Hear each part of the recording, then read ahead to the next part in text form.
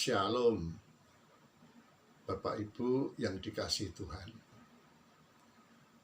Perlu kita selalu mengingat bahwa kita tidak boleh lupa bahwa setelah kita itu menjadi anak Tuhan, maka ada perjuangan yang berat yang kita alami. Perjuangan berat tersebut adalah bagaimana kita berjuangan menghadapi musuh. Dan musuh kita itu adalah penghulu roh-roh di udara. Nah, Bapak Ibu yang dikasihi Tuhan, kalau kita dahulu sebelum menerima Tuhan Yesus ada di pihak musuh, yaitu bersikap melawan Tuhan, tetapi sekarang kita itu ada di pihak Tuhan, maka kita harus hidup dalam kebenaran Tuhan. Dan ini artinya bahwa kita menjadikan diri kita itu musuh penghulu roh-roh di udara. Nah, di dalam Efesus pasal yang ke-6 ayat yang ke-12, firman Tuhan berkata, karena perjuangan kita bukanlah melawan darah dan daging, tetapi melawan pemerintahan-pemerintahan, melawan penguasa-penguasa, melawan penghulu-penghulu dunia yang gelap ini, melawan roh-roh jahat di udara.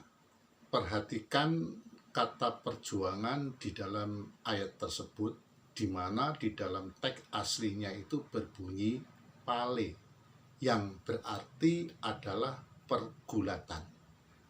Jadi kalau kita ibaratkan seperti seorang pegulat, maka ia harus berjuang terus bergerak untuk merebut kemenangan. Artinya bahwa kepasipan itu berarti kekalahan. Jadi seorang pegulat itu tidak boleh berhenti berjuang. Ia ada di dalam situasi di mana lawan terus berusaha untuk menaklukkannya. Demikian pula kekristenan itu tidak boleh dijalani dengan santai dan pasif, tetapi terus berjaga dan selalu kuat karenanya. Nah, nasihat ini bisa Bapak Ibu baca di dalam Efesus pasal yang ke-6 ayat yang ke-10 maupun di dalam 1 Petrus pasal yang ke-5 ayat yang ke-8 sampai ke-9.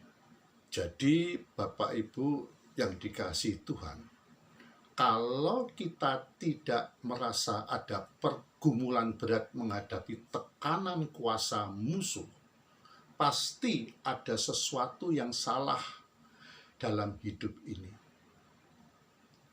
Dalam menghadapi situasi seperti ini atau dalam menghadapi kenyataan pergumulan melawan musuh ini, maka Tuhan Yesus menasihati agar orang selalu berjaga-jaga.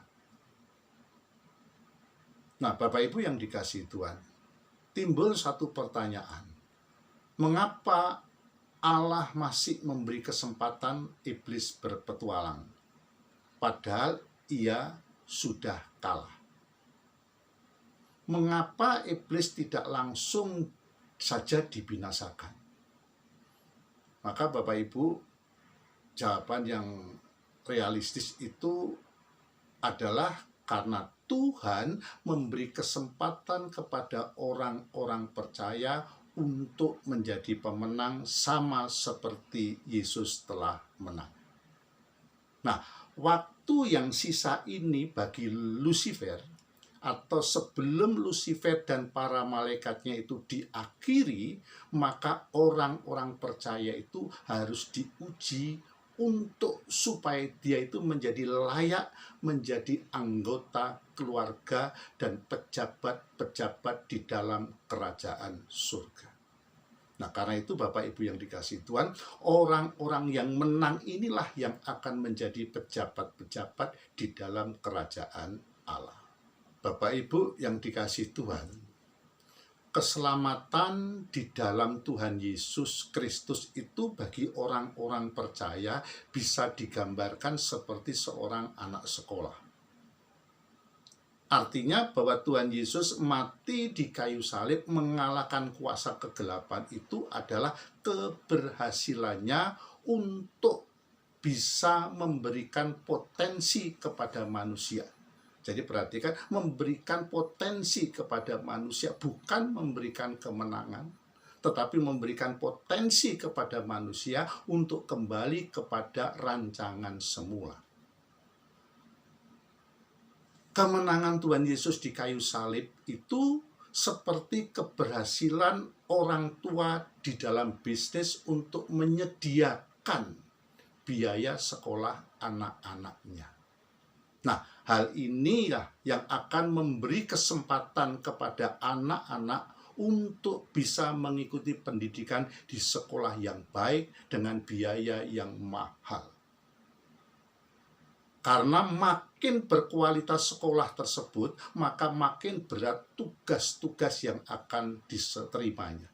Jadi memang orang tua itu yang membayar biaya sekolah anak-anaknya. Tetapi anak-anaknya harus belajar. Ingat, yang sekolah itu bukan orang tuanya, tetapi anaknya. Orang tua tidak boleh mengerjakan tugas-tugas sekolahnya. Dan anak-anak yang harus belajar. Nah, Bapak Ibu bisa membayangkan betapa bodohnya kalau anak-anak itu yang berpikir bahwa orang tua yang membiayai sekolah, orang tua yang juga belajar untuk bisa memberikan gelar kepada anak-anaknya, untuk mengerjakan tugas-tugas sekolahnya, dan anak-anaknya itu bisa bebas main game atau jalan-jalan kemana-mana di situ. Nah, Bapak Ibu yang dikasihi Tuhan, anak-anak yang bisa dikatakan menang itu adalah anak-anak yang berhasil kalau dia itu rajin belajar. Bapak Ibu yang dikasihi Tuhan, hidup sebagai umat pilihan itu adalah perjuangan untuk menjadi pemenang. Dan kemenangan yang dimaksudkan di sini adalah kemenangan seperti yang diraih oleh Tuhan Yesus, yaitu taat sampai mati, bahkan mati di kayu salib di dalam melakukan kehendak Bapa dan menyelesaikan pekerjaannya.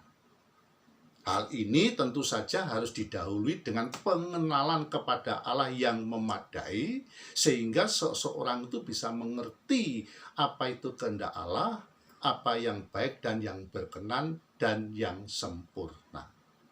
Jadi Bapak Ibu yang dikasihi Tuhan, perjuangan orang percaya itu seperti perjuangan Adam dan Hawa ketika ada di Taman Eden, di mana perjuangan untuk tidak mengkonsumsi buah yang dilarang untuk dikonsumsi. Hal ini berbicara mengenai konsumsi filosofi dunia atau konsumsi tentang kebenaran. Nah, Bapak Ibu, iblis akan terus berusaha menyediakan menu jiwa, yaitu pengajaran-pengajaran yang kelihatannya alkitabiah, tetapi sebenarnya menentang kebenaran. Nah, pengajaran-pengajaran yang salah tersebut itu seperti buah pengetahuan yang baik dan yang jahat, yang berakibat membawa manusia itu meleset. Bapak Ibu bisa baca di dalam Roma pasal yang ketiga ayat yang ke-23. Di situ dikatakan bahwa semua orang telah berbuat dosa. Dosa ini dalam bahasa aslinya itu adalah hamartia, artinya meleset. Tidak membuat seseorang menjadi seperti rancangan semula, yaitu tujuan dari awal Allah menciptakan manusia. Nah, inilah Bapak Ibu yang dikasihi Tuhan, bahaya yang terbesar dalam kehidupan orang-orang Kristen dewasa ini. Oleh karena itu, mari kita harus terus berjaga-jaga selalu di dalam hidup ini agar hidup kita itu tidak meleset. Amin. Tuhan memberkati.